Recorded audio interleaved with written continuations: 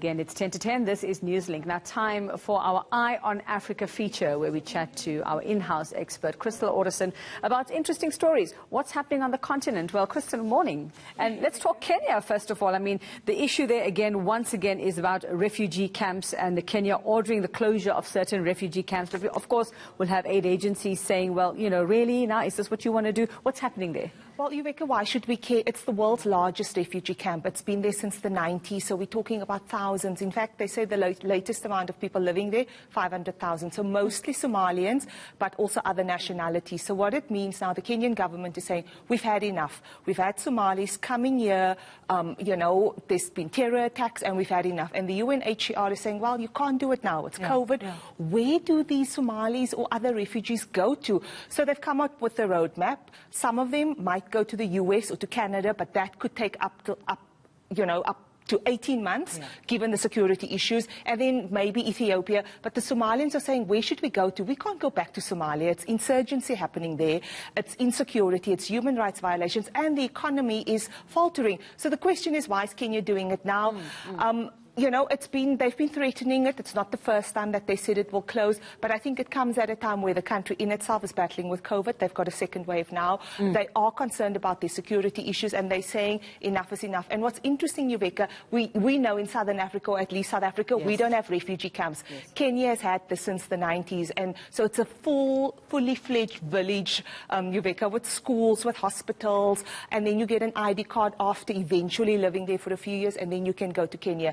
And the Kenyans are now saying, we need this to close. Well, the thing is, and I don't know if you'd be hard-pressed to find any sympathy in South Africa, considering our own issues. And let me just say, you know, if you remember Cape Town and what's been happening there, and refugees issues there as well.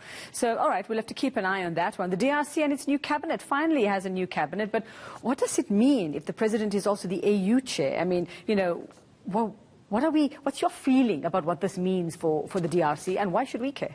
It's a big move, Uveka, because Felix Tshisekedi came into power very on a dicey foothold, because firstly Joseph Kabila was in power. Yes. He then had the majority of cabinet ministers, and he was the real power play. And everybody thought Tshisekedi, yes, his father was seen as this major opposition figure, but he himself, he spent a lot of time in Belgium. What does he really know about governing one of Africa's richest countries? I mean, the mineral wealth in the DRC is estimated at trillions of dollars. It's also one of the biggest countries in Africa. And of course, South Africa has been very, very involved in governance issues, helping the DRC get back onto the path of normality. And so for the past 2 years, Uveka, Felix Tshisekedi was not really in power. Joseph Kabila was the man in power. And the fact that Tshisekedi has now announced his own cabinet with his own ministers, including the powerful positions like Defense Force, the economy, health, means that finally he basically outsmarted Joseph Kabila. And that alone, from a political point of view, is quite big.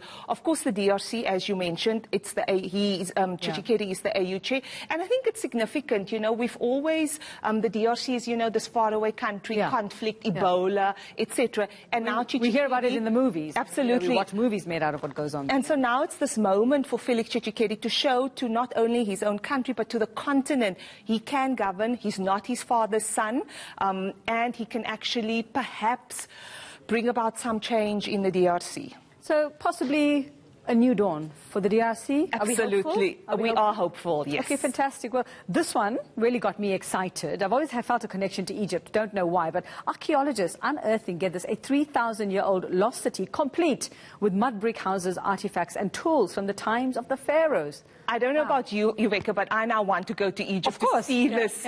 So it was discovered near Luxor.